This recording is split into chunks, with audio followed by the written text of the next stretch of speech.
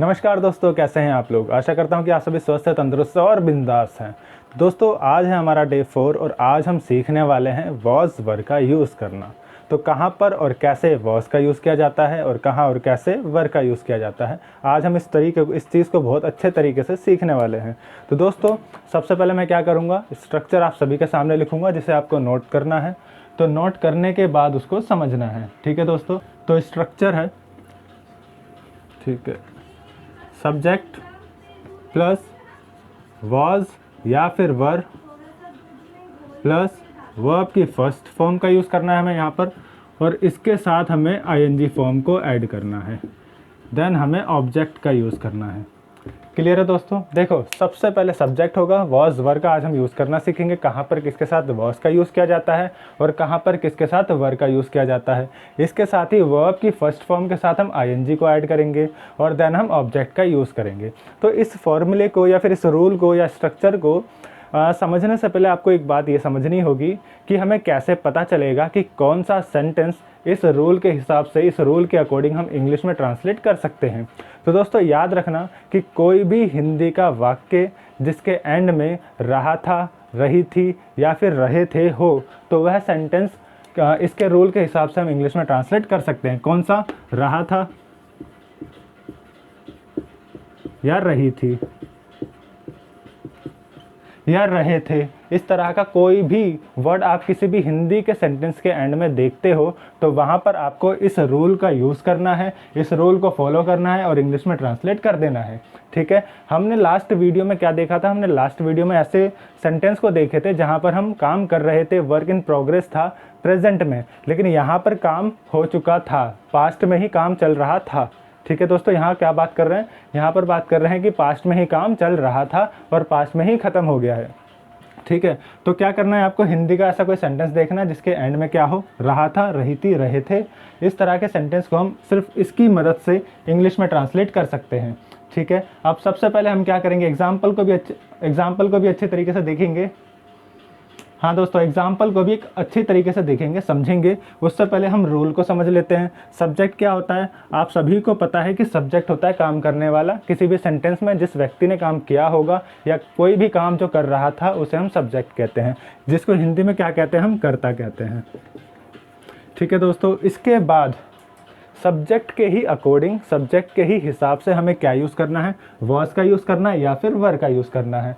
अब कैसे और कैसे पता चलेगा कि वॉज का यूज़ होगा या वर का यूज़ होगा। तो दोस्तों, यदि सब्जेक्ट थर्ड पर्सन सिंगुलर हो, यदि सब्जेक्ट थर्ड पर्सन सिंगुलर हो तो वहाँ पर हमें वॉज का यूज़ करना है। किसका यूज़ करना है, वॉज का यूज़ करना है। यहाँ पे दो बातें आपको ध्यान रखनी है। सबसे पहली बात कि यदि सब्जेक्ट ये होता है, यदि सब्जेक्ट थर्ड पर्सन सिंगुलर हो। थर्ड पर्सन सिंगुलर क्या होते हैं, जैसे कि ही हो गया, शी हो गया, इट हो गया, या किसी सिंगुलर पर्सन का नाम हो गया। For example Khushi, for example Ankit, for example Vishal. इस तरह के जो नाम होते हैं किसी एक व्यक्ति के नाम, तो वो सब्जेक्ट के रूप में यदि है सेंटेंस में तो हम उसके साथ वॉज का यूज़ करने वाले हैं। किसके साथ? अगर सब्जेक्ट थर्ड पर्सन सिंगुलर है तो वॉज का यूज़ करेंगे। यदि सब्जेक्ट थर्ड पर्सन सिंगुलर नहीं है, प्लूरल है, यू है, दे है, तो उनके साथ, या फिर वी है, तो उनके साथ हम क्या यूज़ करते हैं, वर का यूज़ करते हैं। क्लियर। लेकिन यहाँ पे एक बात और याद रखनी है कि वॉज थर्ड पर्सन सिंगुलर के साथ तो आता है, इसमें कोई शक नहीं, लेकिन इसके साथ साथ यदि सब्जेक्ट आई है, यदि सब्जेक्ट आई भी है, यदि सब्जेक्ट आई है तो उसके साथ भी हम वॉज का ही यूज़ करते हैं, वर का यूज़ नहीं करते। दो बातें याद रखनी है, या तो सब्जेक्ट आई हो तो हम वॉज का यूज़ करेंगे, या फिर सब्जेक्ट थर्ड पर्सन सिंगुलर हो, या फिर सब्जेक्ट क्या हो, थर्ड पर्सन भी हो प्लस सिंगुलर भी हो। थर्ड पर्सन भी हो, सिंगुलर भी हो, तो उसके साथ वॉज का यूज़ होगा। और यदि सब्जेक्ट सिर्फ आई भी है ना, तो उसके साथ भी हम वॉज का ही यूज़ करते हैं। क्लियर। और बाकी इनको छोड़ के बाकी सब्जेक्ट कोई भी हो, कोई दूसरा कुछ भी हो सकता है, वहाँ पर हम वर का यूज़ करेंगे, है ना। और एग्जाम्पल के साथ अभी इसको और अच्छे से समझेंगे। अब इसके बाद वॉज वर्ब में से कोई एक चीज़ का यूज़ करने के बाद हम क्या करेंगे, वर्ब का यूज़ करेंगे, वर्ब की फर्स्ट फॉर्म का, और उसकी वर्ब की फर्स्ट फॉर्म में हम क्या करेंगे, आईएनजी को ऐड करेंगे। तो आईएनजी को ऐड करने के बाद लास्ट में आप सभी को पता है कि ऑब्जेक्ट आएगा, है ना। अब यहाँ पर एक एग्जाम्पल देखते हैं और इसको अच्छे से समझते हैं। जैसे कि वह पढ़ा रहा था, यदि मुझे बोलना हो किसी एक पर्सन के बारे में कि वह उस समय पर क्या कर रहा था, वह उस समय पर पढ़ा रहा था। क्या कर रहा था? वह पढ़ा रहा था। अब यहाँ पर हमें दो चीज़ें देखनी है। सबसे पहली चीज़ क्या देखनी है? हमें एक चीज़ देखनी है। वो पहली चीज़ क्या देखनी है कि इसकी पहचान क्या होती है। इसकी पहचान क्या होती है? रहा था। अगर इस तरह के वर्ड आपको किसी भी हिंदी के सेंटेंस में दिखते हैं तो वह इस रूल के हिसाब से हम इंग्लिश में ट्रांसलेट कर सकते हैं। तो यहाँ पर क्या है? वह पढ़ा रहा था। ठीक है दोस्तों, तो यहाँ पर क्या है कि वह पढ़ा रहा था, लास्ट में क्या आ रहा है? रहा था। तो इसका मतलब मैंने भी पहचान बताई थी ना कि यहाँ पर किसी भी सेंटेंस में रहा था, रही थी या रहे थे होता है, तो उस चीज़ के लिए, उसको ट्रांसलेट करने के लिए हम इस वाले रूल को फॉलो करते हैं और इंग्लिश में ट्रांसलेट कर देते हैं। तो यहाँ पर रहा था है, इसका मतलब इसका यूज़ करने वाले हैं और इंग्लिश में ट्रांसलेट भी करने वाले हैं और इंग्लिश में बोलने भी वाले हैं। कैसे? देखो, सबसे पहले किसका यूज़ होगा? सब्जेक्ट का। सब्जेक्ट क्या होता है? काम करने वाला। इस सेंटेंस में काम किसने किया है या काम कौन कर रहा था? तो काम कर रहा था वह।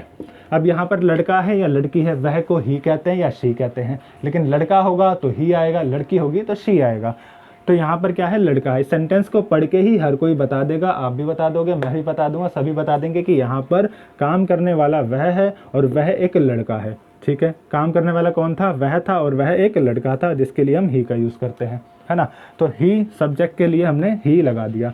उसके बाद वॉज या वर में से कोई एक चीज़ का यूज़ होने वाला है, या तो वॉज का होगा या वर का होगा। मैंने क्या बताया था कि यदि सब्जेक्ट हमारा थर्ड पर्सन सिंगुलर हो, सब्जेक्ट क्या हो? थर्ड पर्सन सिंगुलर हो, या फिर क्या हो? आई हो, तो उसके साथ हम किस सब्जेक्ट का यूज़ करते हैं? इसके साथ हम यूज़ करते हैं वॉज का।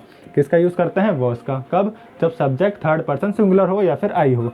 यहाँ पर क्या है? ही क्या होता है? थर्ड पर्सन सिंगुलर होता है या नहीं? बिल्कुल होता है, ही थर्ड पर्सन सिंगुलर होता है। तो ही जब थर्ड पर्सन सिंगुलर है तो इसके साथ हम किसका यूज़ करेंगे? वॉज या वर? वॉज का यूज़ करेंगे, है ना। ही वॉज, ही के साथ वॉज का यूज़ होगा, क्यों होगा बता दिया। तो ही वॉज, इसके बाद वर्ब की फर्स्ट फॉर्म। वर्ब की फर्स्ट फॉर्म क्या है? यहाँ पर क्या हो रहा है काम? यहाँ पर काम हो रहा है पढ़ाने का। क्या काम हो रहा है? पढ़ाने का। वह पढ़ा रहा था, तो पढ़ाने को कहते हैं टीच। क्या कहते हैं दोस्त? टीच कहते हैं। पढ़ाने को कहते हैं टीच। ही वॉज टीच, लेकिन ये तो गलत स्ट्रक्चर है। गलत क्यों है? क्योंकि अगर हम इतना ही छोड़ देंगे तो ये गलत हो जाएगा। यहाँ पर हमें पूरा करना पड़ेगा, इसमें हमें आईएनजी भी ऐड करनी पड़ेगी। तो ही वॉज टीच, और आईएनजी किस में ऐड करनी है? वर्ब में ऐड करनी है। He was teaching, he was teaching, वह पढ़ा रहा था। अब यहाँ पर ऑब्जेक्ट भी, यदि आपको यहाँ पर ऑब्जेक्ट नहीं दिया मैंने, लेकिन यहाँ पर यदि ऑब्जेक्ट भी लिखना है तो लिख सकते हैं वह मुझे पढ़ा रहा था, है ना। यहाँ पर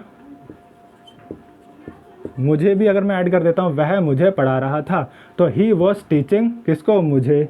यहाँ पर ऑब्जेक्ट क्या हो जाएगा हमारा? मी हो जाएगा। तो वह मुझे पढ़ा रहा था, ही वॉज टीचिंग मी। ठीक है, एक और एग्जाम्पल देखते हैं। तो दोस्तों एक और एग्जाम्पल देखते हैं। देखो एग्जाम्पल क्या होगा कि हम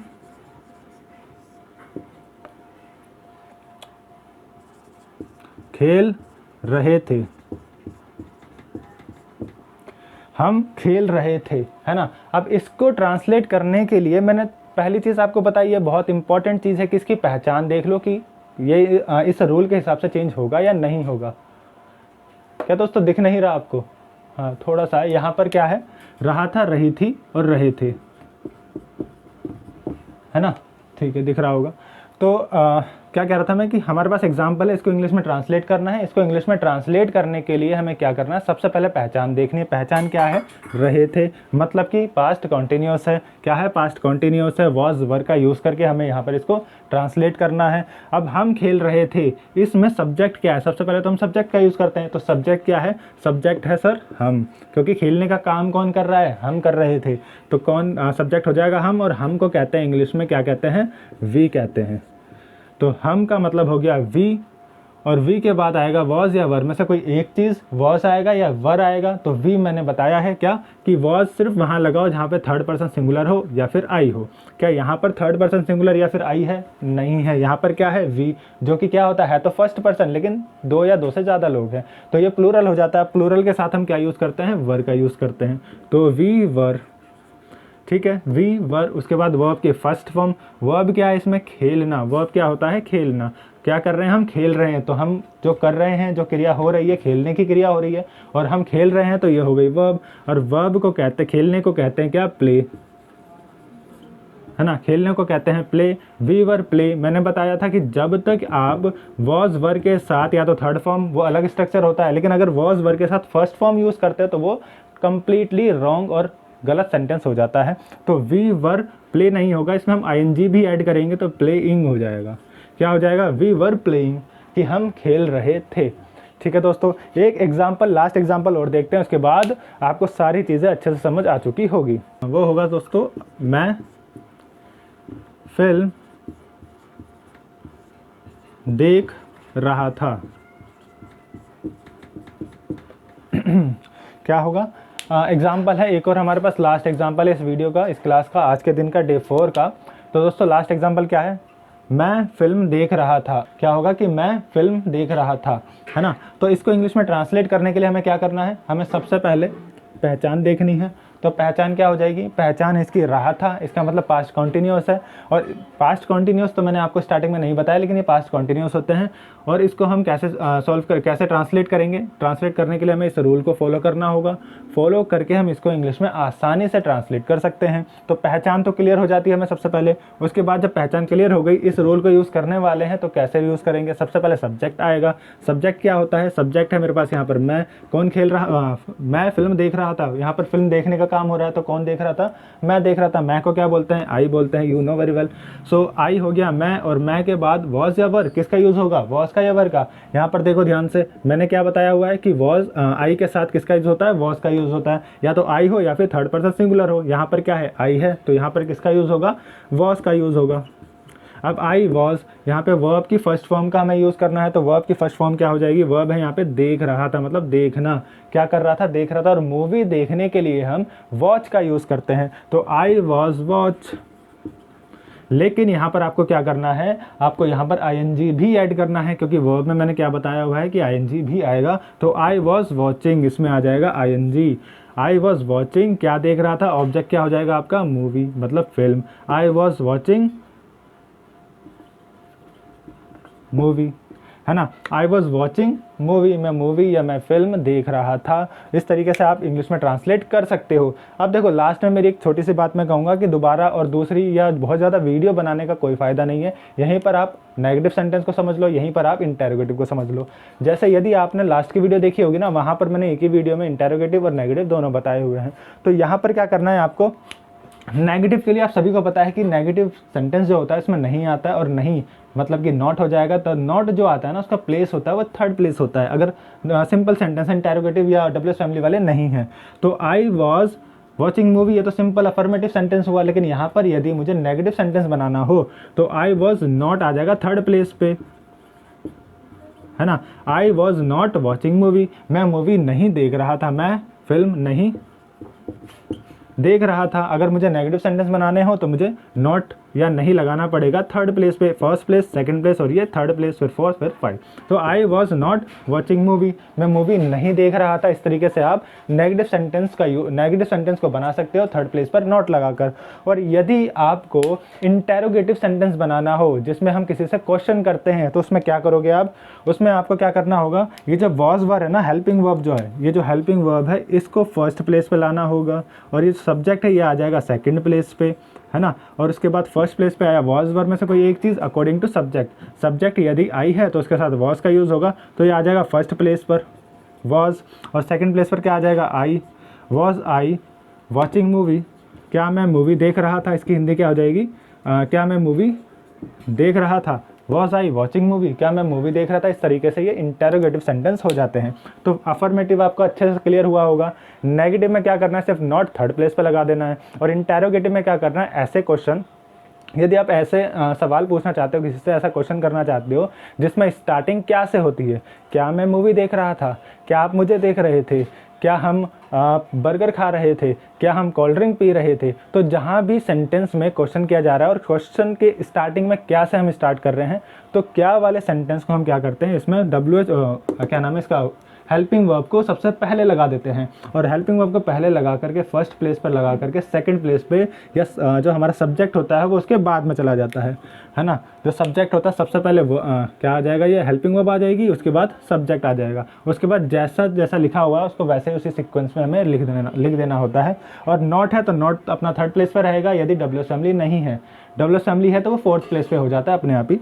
तो वॉज आई वॉचिंग मूवी, इसका मतलब होता है कि क्या मैं मूवी देख रहा था। तो इस तरीके से ये सारे के सारे कॉन्सेप्ट आपके क्लियर हो गए होंगे, है ना दोस्तों। तो चलिए आज की वीडियो यहाँ तक ही समाप्त करते हैं। यदि आपको कोई भी डाउट होता है, कोई भी कॉन्सेप्ट यदि आपको समझ में नहीं आया होता है तो आप मुझे कमेंट कर सकते हो। आपका सारा का सारा जो भी डाउट है, जो भी कन्फ्यूज़न है उसको क्लियर कर दिया जाएगा, या तो कमेंट के थ्रू कर दिया जाएगा या फिर एक नई वीडियो बना करके आपको आपका जो डाउट है वो क्लियर कर दिया जाएगा। डिस्क्रिप्शन में आपके लिए क्वेश्चंस मैं वहाँ पर डालूंगा जहाँ पर आप प्रैक्टिस कर सकते हो और उनको इंग्लिश में ट्रांसलेट कर सकते हो। और यदि दोस्तों उन सेंटेंस को ट्रांसलेट करने में कोई भी परेशानी फेस करते हो तो कमेंट करके उसे बता सकते हो, उस चीज़ को सॉल्व कर दिया जाएगा। क्लियर है दोस्तों। तो चलिए आज की वीडियो यहीं तक रखते हैं, फिर मिलेंगे नेक्स्ट डे 5 में